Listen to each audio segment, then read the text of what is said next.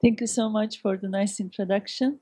And I want to thank again to Professor Jamal Belkadir and the organizing committee for inviting me and giving me the opportunity addressing you.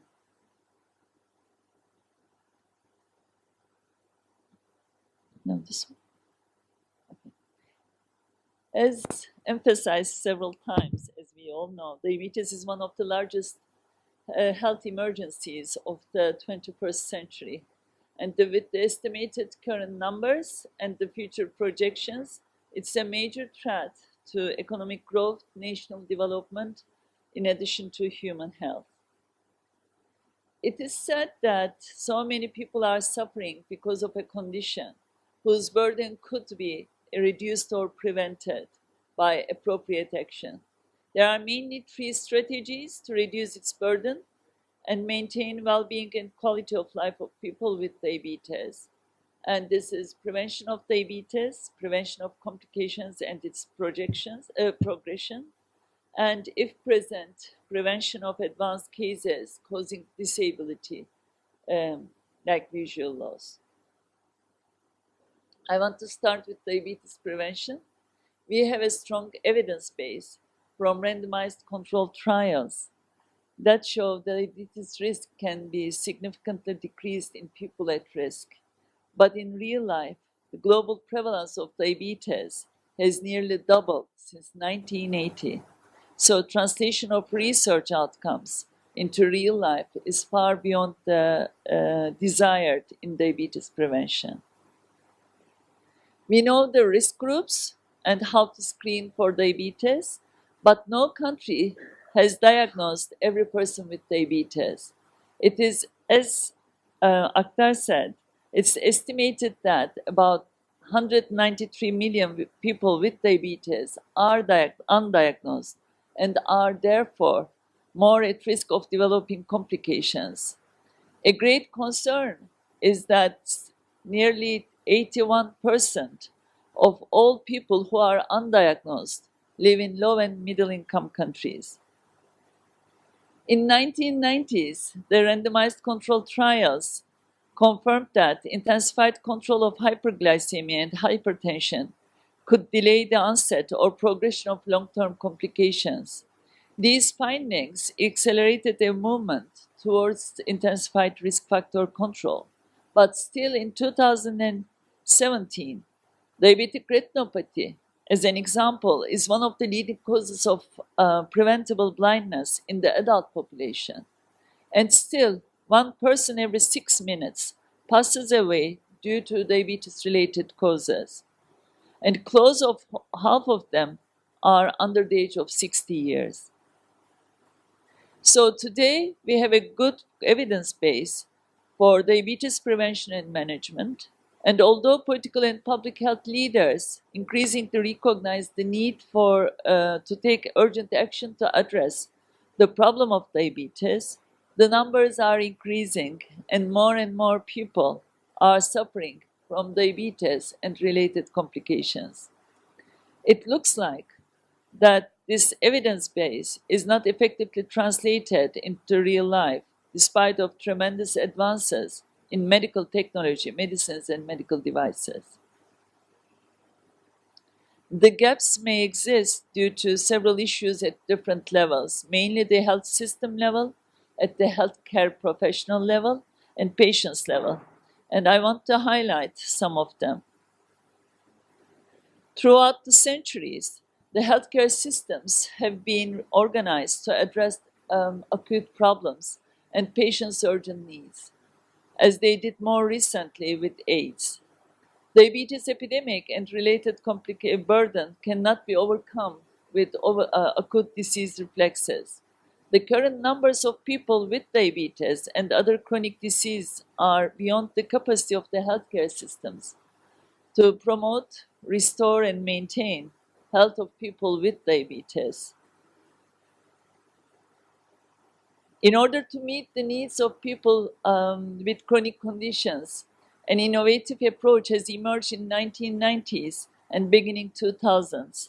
The main concept of all discussed models to improve the patient health outcomes by transforming the daily care for patients from reactive to proactive, planned and population-based, a coordinated and comprehensive response at every stage. A patient-centered approach, focusing on central role that patients have managing their own care is at the heart of this model. A review of the articles on chronic care model published between 2000 and 2008 suggested that practices redesigned in accordance with the chronic care model generally improve the quality of care and the outcomes for people with various chronic conditions. Only limited evidence is provided that practice changes become sustained and translated widely to the real lives of people with chronic conditions. The Down study was carried out to improve our understanding of the unmet needs of people with diabetes and those who care for them. About a decade later, the Diabetes Attitude, Wishes and Needs 2 study followed.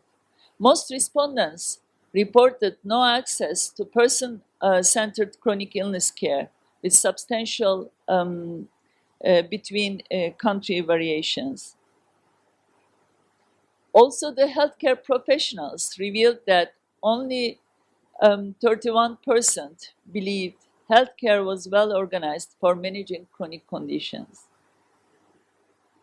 Another multi-standard study giving the patient perspective did run in 11 countries.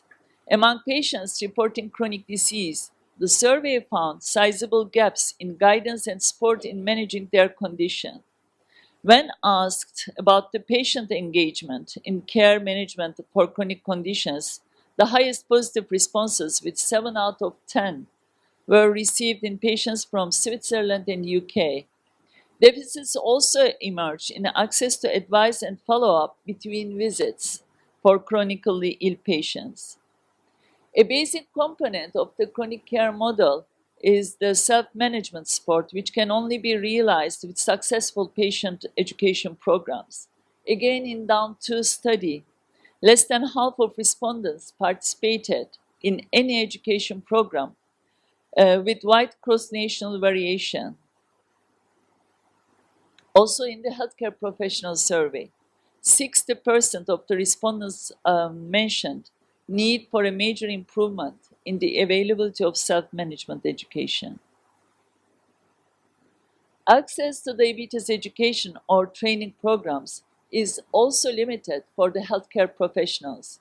1 in 5 healthcare providers has not attended a postgraduate training in the Down 2 survey, and in some countries, this number went up to 1 in 3.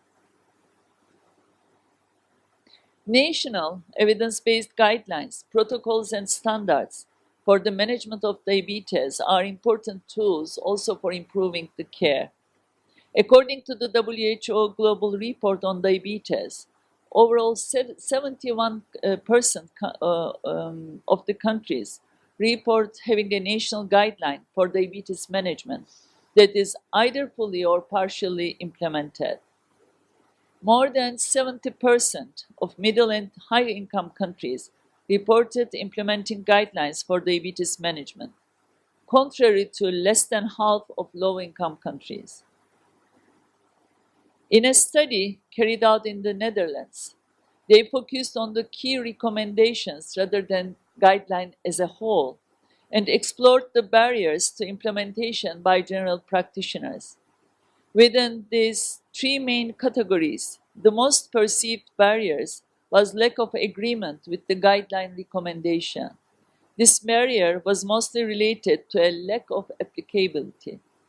Second most perceived barrier was environmental factors, particularly organizational constraints, such as logistic problems in out-of-hours services, communication and lack of education or skills among practice assistants within the practice.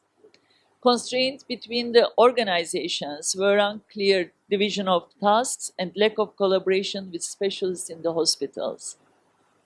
Lack of knowledge about the recommendations was the third most perceived barrier. Adherence to the recommendations is also one of the leading problems from the patient's side. The Diabetic Retinopathy Barometer survey in 41 countries was able to discern the tangible differences between being aware of complications and being concerned about the complications from a personal perspective. As also reported on these tables, awareness does not necessarily translate into knowledge and action. For example, about 85% of patients report that they are aware of vision loss due to diabetes, but only 40% perceive it as a concern. The question is, how many of them had their regular checks? In the barometer survey, 27% of respondents either never discussed eye complications with their doctor or did so only after the onset of problems. These findings stress the need for targeted and substantive patients' education. And lastly, I want to touch the issue of access, availability, and affordability of care, medicines, and medical devices, as they are essential to being able to cope well with diabetes. As stated in the Right to Care section of the IDF International Charter of Rights and Responsibilities of People with Diabetes, people with diabetes have the right to early diagnosis and affordable and equitable access to care and treatment. It's difficult to say that this is the case in most of the countries in the world, and as also shown at the new access publication of IDF, which is published just last month, I think. As a summary, if we were to invest in prevention, raising awareness, diabetes education, good care and management, we would have the opportunity to prevent or avoid advanced cases needing dialysis, eye surgery, amputations, or other costly interventions, which also negatively impacts the quality of life of people with diabetes. We need a proactive, planned and population-based, a coordinated and comprehensive response at every stage, as I mentioned before, and tried to emphasize before. Patient and professionals' education should be very much at the heart of a proactive approach. A positive change can only be achieved by developing a national diabetes strategy and its implementation that would include primary and secondary prevention, and which would address the challenges around healthcare systems, including the access to medicines and medical devices, including the integrated care to diabetes, the included care, and also diabetes education, among others. Monitoring and allocated budget are essential components for its successful implementation. And most importantly, it cannot be realized without a long-term political commitment. So thank you.